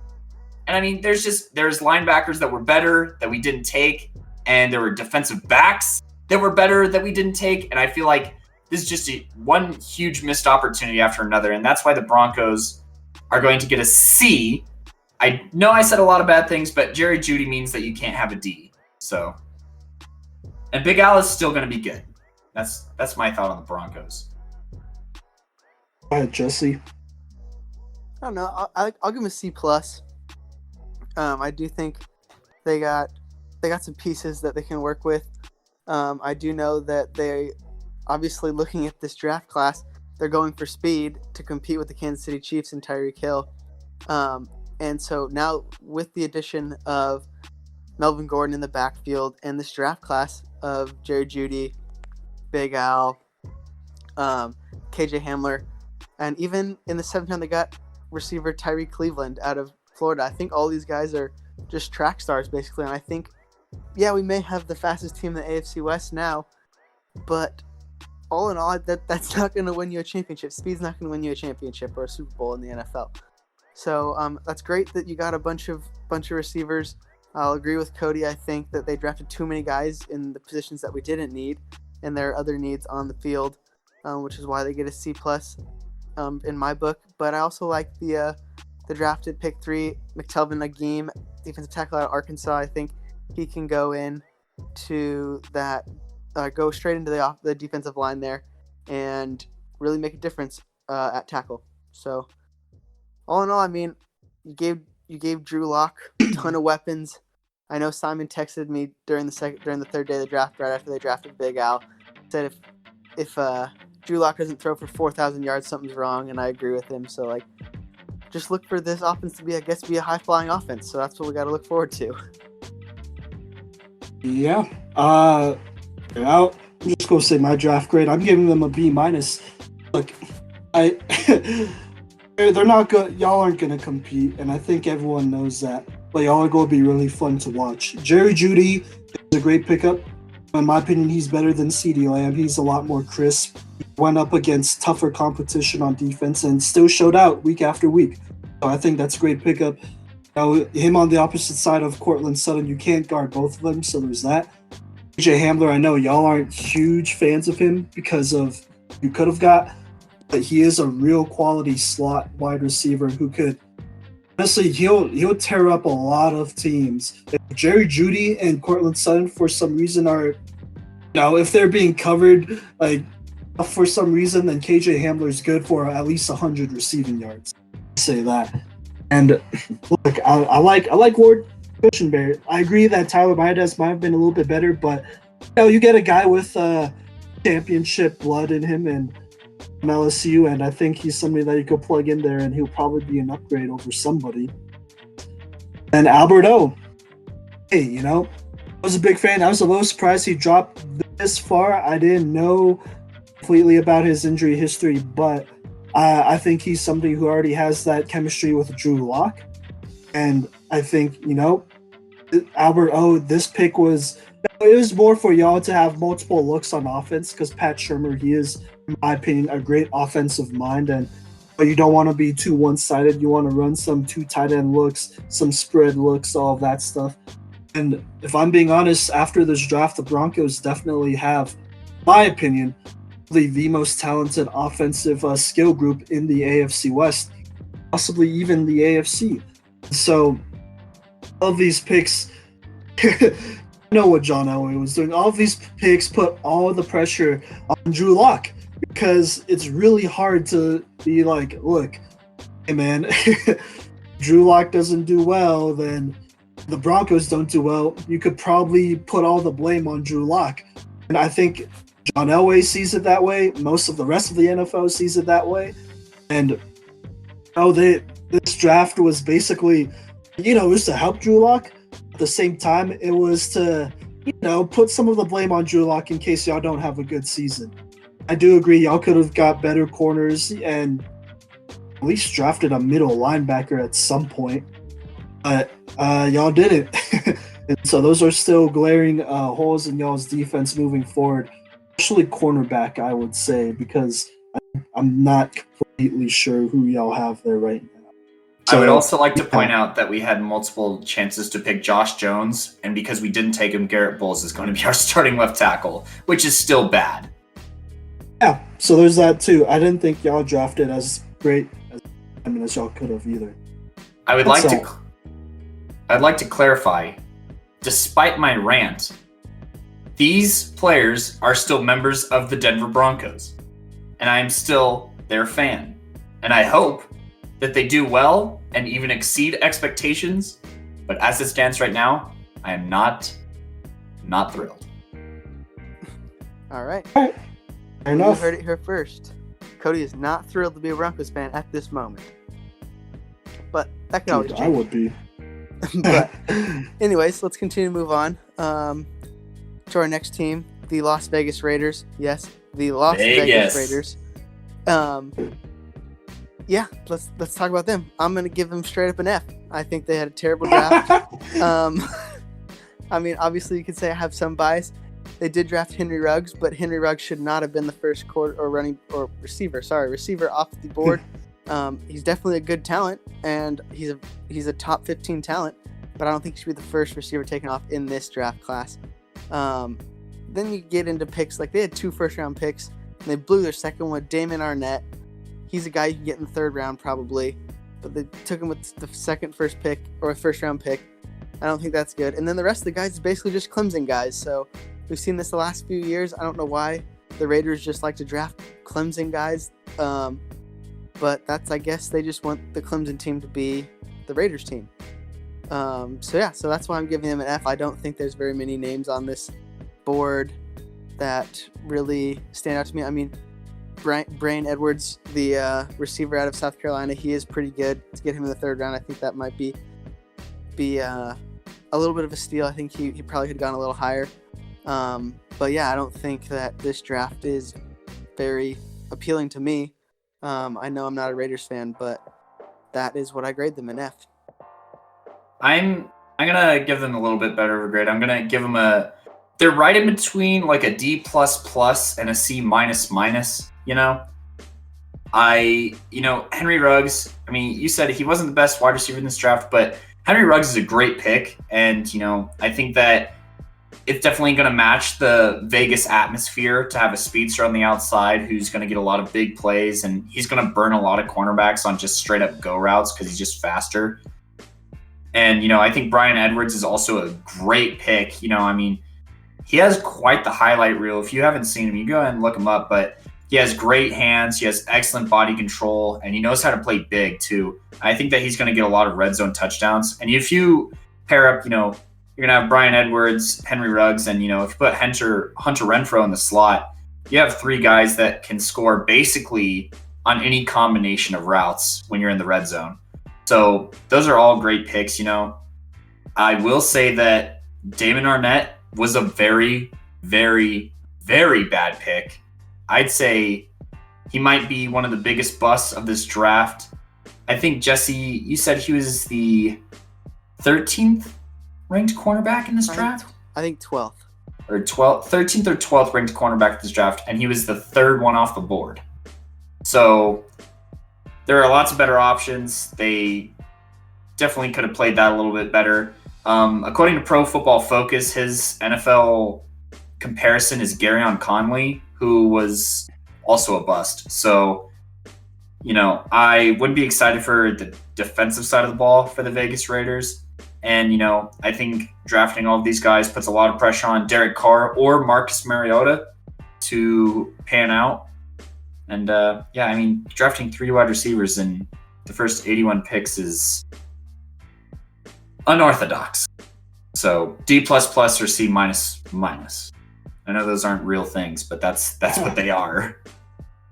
All right, fair enough. I'll give him a D+. Honestly, I like the Henry Ruggs pick. I know he probably wasn't the best receiver at that point, but he's still a stud. He's still gonna make some plays and give whoever's quarterback there a pretty good weapon out there. So I'll let that one slide. I can't let Damon Arnett slide. I think that's the biggest reach of this entire draft. I don't know what they were thinking. I'm pretty sure nobody else even considered him within the first 2 rounds of this pick. So I think they blew it. They could have gotten this really impacted their draft grade, if I'm being honest. Could have done way better. So I actually think if they put anyone else there other than Damon Arnett, they might get a C. But that pick is just so bad. I mean, if they got Caleb Von Chasen, I would have liked that way better. Luckily for y'all, they did it. So that. Yeah, it's perfect. Works out, I like Bryan Edwards. Tanner Muse, my guy out of almost said SMU. Tanner Muse out of Clemson, a hybrid linebacker safety. He's an underrated pick, in my opinion. Someone that they could use all over, on the defensive side of the ball. And someone that could honestly, he could give the Raiders some flexibility on defense, and in this division, this is something you need, flexibility on defense when you have teams that could be flexible on offense. So I think that's a great pickup. Bowden Jr., I think, they list him as a wide receiver, but someone that could.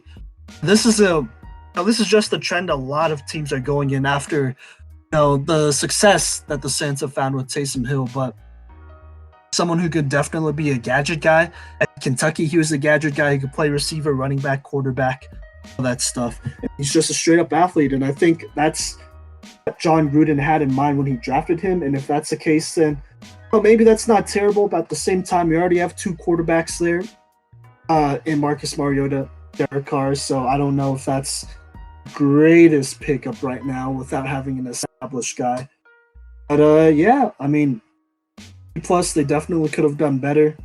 Could have given them more of a C or a B if they actually nailed that number 19 overall pick, but they didn't. So I don't even think they had to nail the number 19 overall pick. I think they could have just taken somebody who's actually a first-round talent there. Anybody else is what it is, though. Yeah. All right, well, that brings us to our last team of the division and our last team of the AFC for this week's podcast, and that is the Los Angeles Chargers. I'll start up, I'm probably going to give them a D+. They had two good picks off the top. They had two first-round picks, and I think both of them were really good. And they didn't have another pick till the fourth round, but those first two picks were Justin Herbert, Kenneth Murray. You've heard us talk about Justin Herbert multiple times on the podcast. I know we all could agree that he's probably not the sixth pick, but that's their guy that they wanted, and luckily for us Bronco fans, he's not going to be that great. So we get that. But obviously the other first round pick they had in Kenneth Murray, I think is a great pick. I think he'll be a day one starter, and I think he can start for the next 10 years for the Chargers. And yeah, so I know Cody will love to talk about Kenneth Murray, but my grade for the Chargers is a D+. So you can go ahead and go first. Oh, really? Okay. I like the Kenneth Murray pick and the Joshua Kelly pick while I'm at it. I think those are both pretty valuable picks right there. I'm going to have to give them a D-, honestly. It's pretty close to an F. Because honestly, I don't like Justin Herbert at all. I think he's the next Mitchell Trubisky. I think he's overrated. I think people are hyping him up because he's just another white guy with a strong arm, if I'm being honest. Look, here's the thing.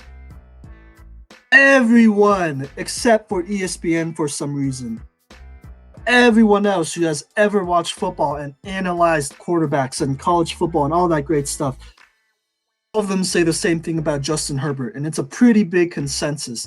The only one really pushing Justin Herbert is Mel Kiper and ESPN. Look, he can't read a defense.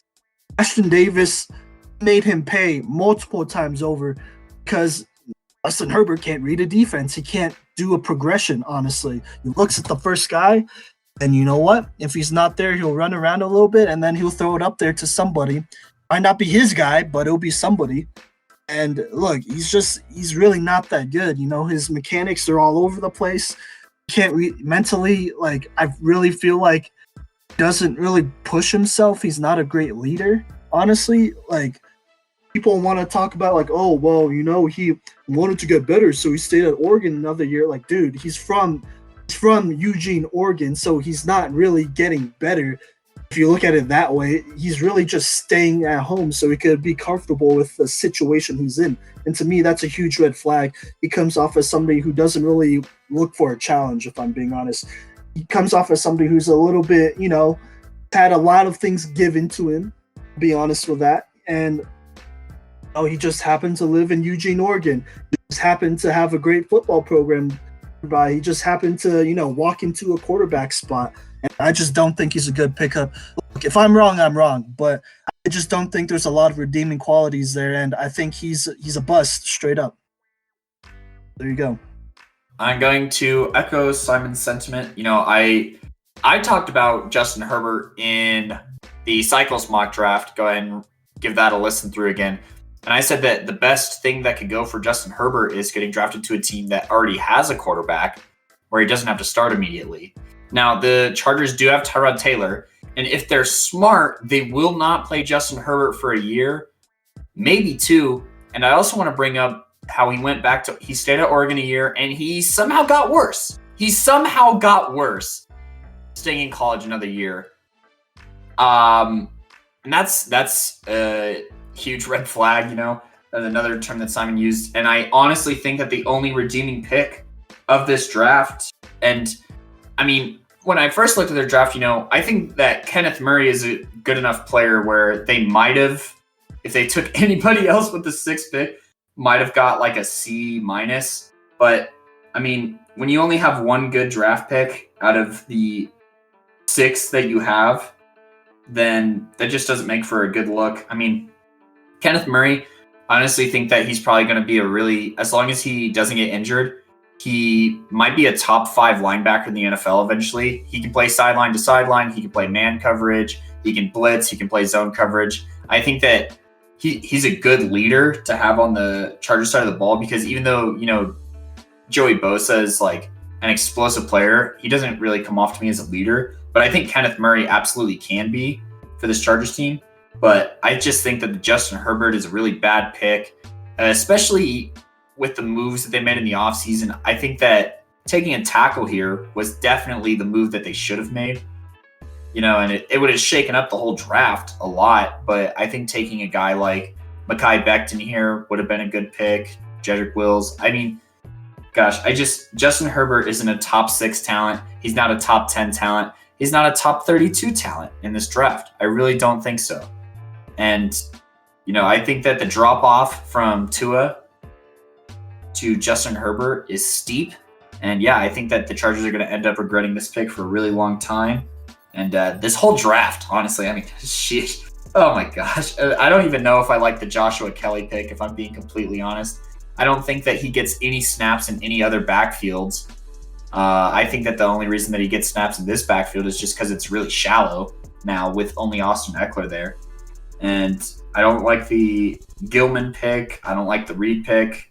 I mean, this is just a bad draft class, and drafting Kenneth Murray doesn't save you from getting a D and having to retake this class to make the credits count. You failed. That one. No, I agree.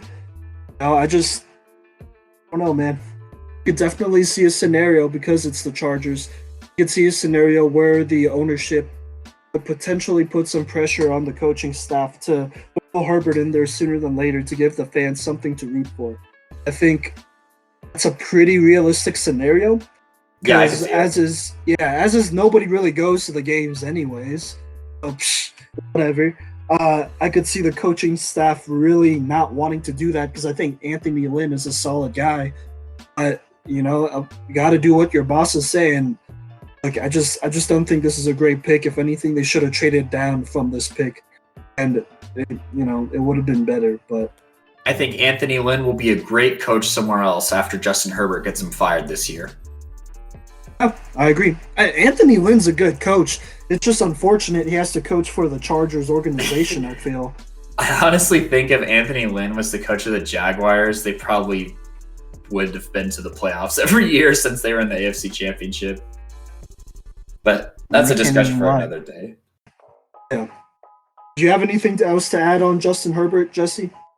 No, I think I led it off by saying we all could agree that he wasn't a sixth pick talent, not even first round talent. So I think we've hit the nail on the head there. I think we've talked enough about how Justin Herbert will not be the answer for the Chargers. I'm so mad that Kenneth Murray's career is going to be wasted in Los Angeles. God! He could have gone to a winning team like the Saints, who were literally up next. But, oh well. Chargers jerseys are clean, though. Why? I'm not buying a Murray Chargers jersey. I'm going to wait till the Chargers' dumb management cuts him for some stupid reason or trades him away for like an 8th round pick. Yes, an 8th round pick to a team that's worth a dang. And yeah, then I'll consider it. But all right. Well, that does it for our AFC draft recap. Tune in next week to hear the NFC draft recap. That's going to be a fun one, too. Yeah, yeah, go ahead. I was just saying, we're shortening the episodes a little bit. Maybe. I don't know how long this episode is, but... I mean, we've already been recording for about 2 hours, so it's definitely going to be good. long. But, yeah, tune in, join us. Yeah, tune in and join us next week for the NFC highlighted by the Dallas Cowboys, I would say. EDP.